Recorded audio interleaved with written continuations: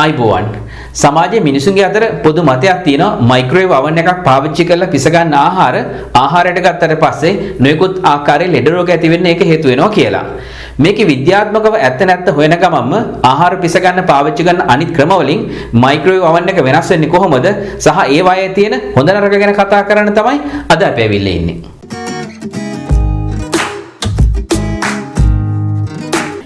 ඊටම සරල ආහාර ද්‍රව්‍ය කීපයක් කරෙන්න බොහොමයක් ආහාර අපි කැමට ගන්න කලින් හොඳින් පිස ගන්නවා. ආහාරයක් පිස ගත්තාම ඒකෙන් අපිට ලැබෙන වාසි ගොඩක් තියෙනවා. පළවෙනි කාරණේ තමයි ඒක හොඳින් කැමට ප්‍රියතාවයක් ඇති කරන තත්ත්වයට ඒකපත් වෙනවා. දෙවෙනි කාරණේ තමයි ඒ හොඳින් ජීර්ණය කරගන්න, එහි තියෙන පෝෂණ කොටස් හොඳට ඇඟට උරා ගන්න ඒක පහසුවක් වෙනවා. තුන්වෙනි කාරණය තමයි එහි තියෙන අපේ ඇඟට අහිතකර වූ විස බීජ බැක්ටීරියා වර්ග විනාශ කරන්නත් ආහාරය හොඳින් පිස ගන්න එක අපිට ඉතාමත්ම ප්‍රයෝජනවත් වෙන කාර්යයක්.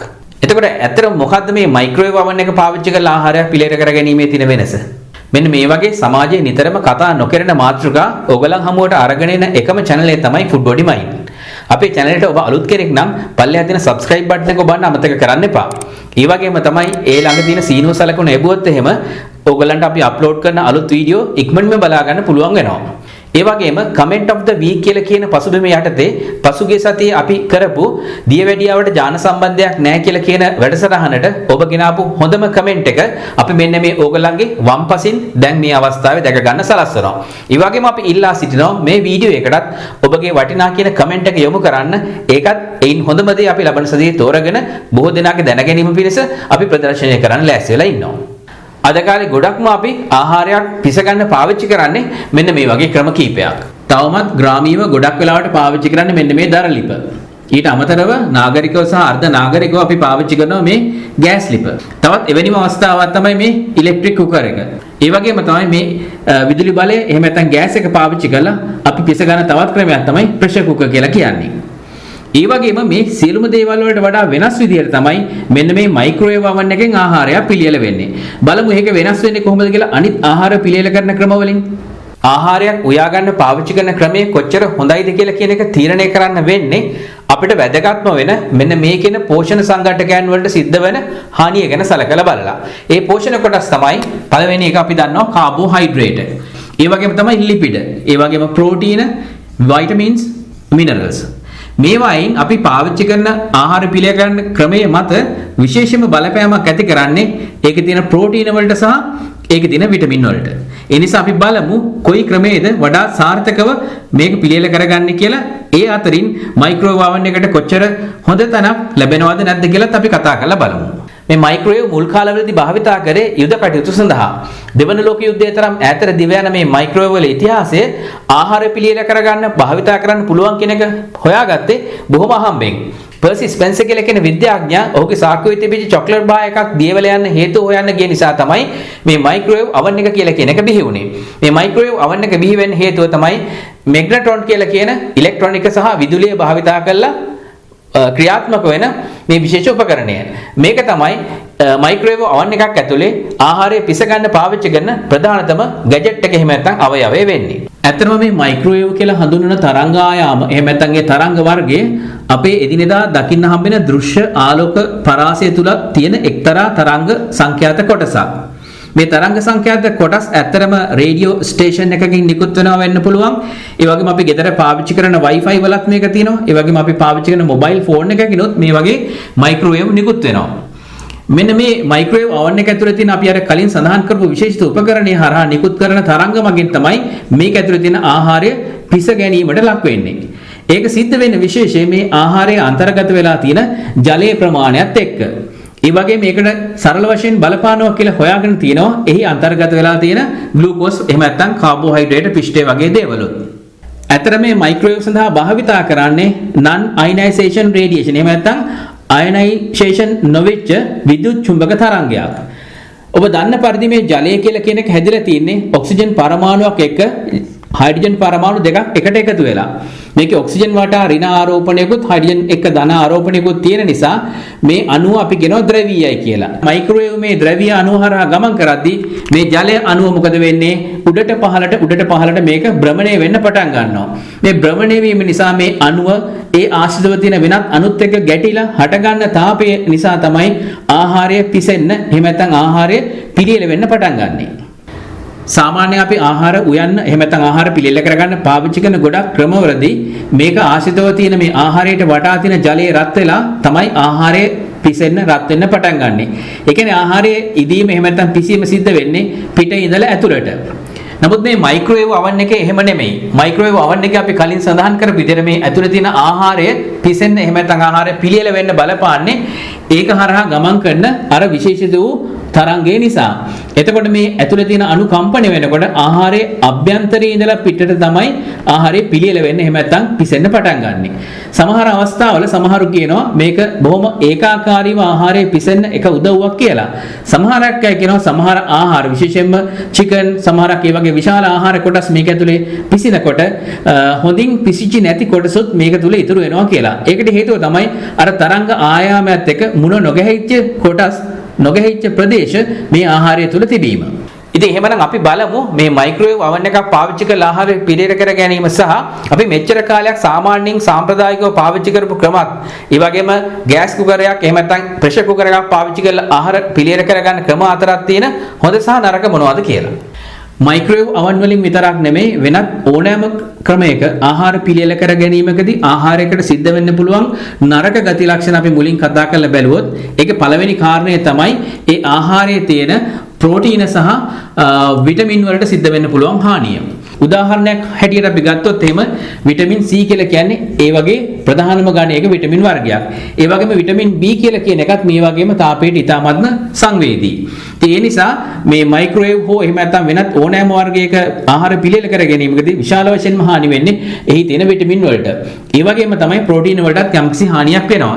ඇත්තටම කියනවා නම් සොයාගෙන තියෙනවා මේ සාමාන්‍යයෙන් අපි මෙච්චර කාලයක් භාවිතා කරපු ක්‍රම වලින් ඒවට සිද්ධ වෙන්න පුළුවන් හානිය වැඩි කියලා. මොකද හේතුව අපි දීර්ඝ වේලාවක් ආහාරය පිස ගන්න පාවිච්චි කරන නිසා.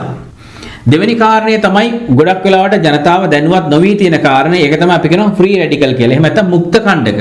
මේ මුක්ත කණ්ඩක ගොඩක් වෙලාවට ආහාරයට එකතු වෙනවා කියලා කියන්නේ අර මයික්‍රෝවේව් oven එක මගින් ආහාර පිළියෙල කරනකොට. ඇත්තට මේ මුක්ත කණ්ඩක කියලා කියන්නේ එහෙම නැත්නම් ෆ්‍රී රැඩිකල් කියලා කියන ඒවා ගිහිල්ලා සෛලවල තියෙන සියුම් පටකවල ඉලෙක්ට්‍රෝන සපයන්න පුළුවන්. එහෙම නැත්නම් ශක්තිය සපයන්න පුළුවන් ස්ථානත් එක්ක බැඳිලා ඒවා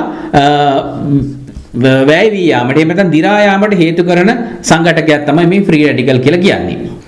ඒ වගේම තමයි මේ ග්ලූකෝස් වලට ශරීරයේ දක්වන එහෙම නැත්නම් ග්ලූකෝස් ඇඟට අවශෝෂණය කරගන්න ඉන්සියුලින් දක්වන සංවේදීතාවයේ මයික්‍රෝවේව් oven එක මගින් පිළියෙල කරපු ආහාරවල අඩුයි කියලා හොයාගෙන තියෙනවා. ඒවට ඉන්සියුලින් ප්‍රතිචාර දක්වන ප්‍රමාණය අනිත් ආහාරවලට වඩා අඩුයි. ඒ කියන්නේ දියවැඩියාව හැදෙන්න තියෙන ප්‍රවණතාවය මේ හරහා වැඩි වෙනවා කියලා සමහර ඉතා සුළු සමීක්ෂණ කීපයකින් තහවුරු කරගෙන තියෙනවා. ඇත්තටම මේවා ගැන තවදුරටත් පරීක්ෂණ එහෙම නැත්නම් සමීක්ෂණ සිද්ධ විය යුතුයි. තවත් එවැනිම කාරණයක් තමයි අපේ විස බීජ වලින් අපිව ආරක්ෂා කරගන්න ඉතාමත් වැදගත් වෙන මේ සුදු රුධිරාණු කියලා කියන ඒවායේ ප්‍රමාණය සංඛ්‍යාව මෙන්න මේ මයික්‍රෝවේව් oven හරහා ආහාර පිළියෙල කිරීමේදී අඩු වෙනවා කියලා කියන එකත් සැකයට භාජනය වෙච්ච එහෙම නැත්නම් සමීක්ෂණ මගින් හොයාගෙන තියෙන යම් කරුණු වලට අන්තර්ගත වෙනවා.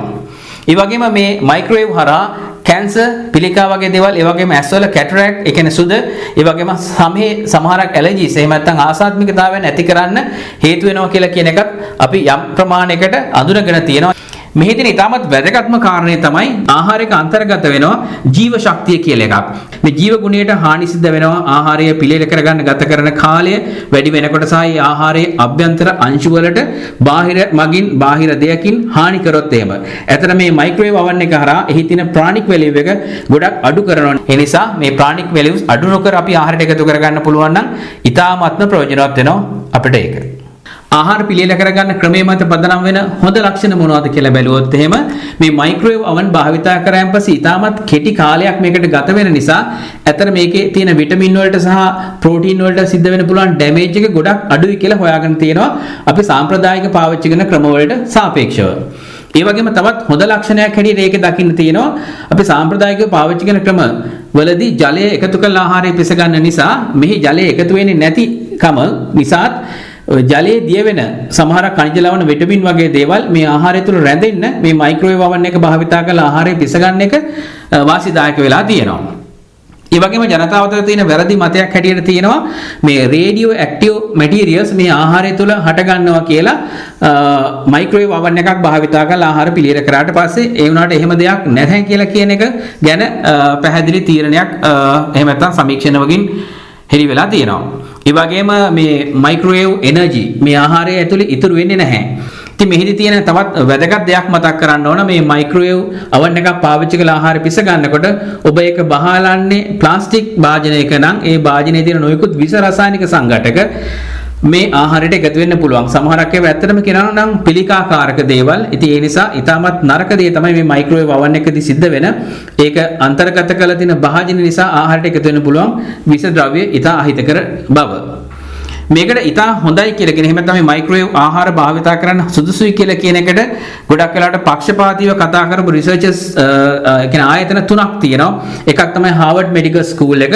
අනිත් එක තමයි ඔයගොල්ලන් ගොඩක් වෙලාවට පාවිච්චි කරන ස්වයං අධ්‍යයනයක යෙදෙන WebMD කියලා කියන පිටුව එහෙම නැත්නම් ඒ අන්තර්ජාලයේ තියෙන කොටස සහ ඒ වගේම තමයි අන්තර්ජාතික එහෙම නැත්නම් WHO එක World Health Organization එකනොත් මේ මයික්‍රෝවේව් භාවිතා කළ ආහාර පිළියෙල කර ගැනීම හොඳයි කියලා කියන එක ගැන යම් සමීක්ෂණ ඉදිරිපත් කළා තියෙනවා.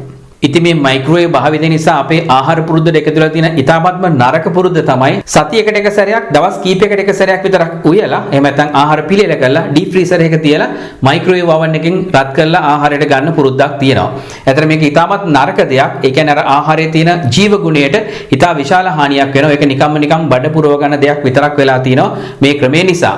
ඉතින් ඔයගලන්ට මේ කරුණුත් එක්ක සලකලා බැලුවට පස්සේ ඔයගලන්ට හිතෙනවා ඇති ආහාර පිළියෙල කරගන්න වඩාත් සුදුසු ක්‍රමය මොකක්ද කියන ගැන ඔයගලන්ටම තීරණයක් ගන්න පුළුවන්.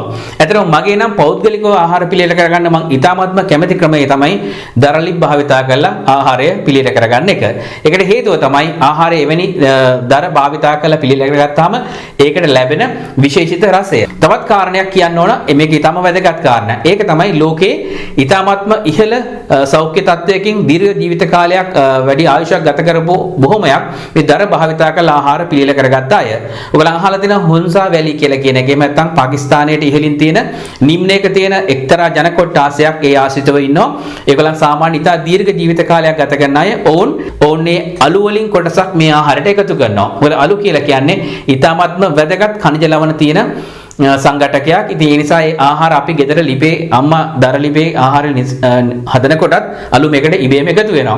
ඉතින් ඒක ඉතාමත් වැදගත්. මොකද අර ට්‍රේස් මිනරල් කියලා කියනවා. එහෙම නැත්නම් ඉතාම අංශු මාත්‍රව අවශ්‍ය වෙන රසායනික සංඝටක අපිට ලැබෙන එක හේතුවක් තමයි දර ලිප්වල අපේ විවෘතව ආහාර පිළියෙල කරගන්න එක. ඔබට කාලේ ඉතිරි කරගන්න විදිහට ආහාරය පිළියෙල කරගන්න, ඒ සෞඛ්‍ය ආරක්ෂිත බව, ප්‍රාණික වැලියු එක ජීව ගුණය රැකගන්න, ආහාරය රැකගන්න ගමන් ආහාරය භාවිතා කරන්න, සෞඛ්‍ය සම්පන්න වෙන්න. මෙවැනි තවත් වැඩසටහනකින් අපි ඔබව හමු වෙන තෙක් ස්තුතියි.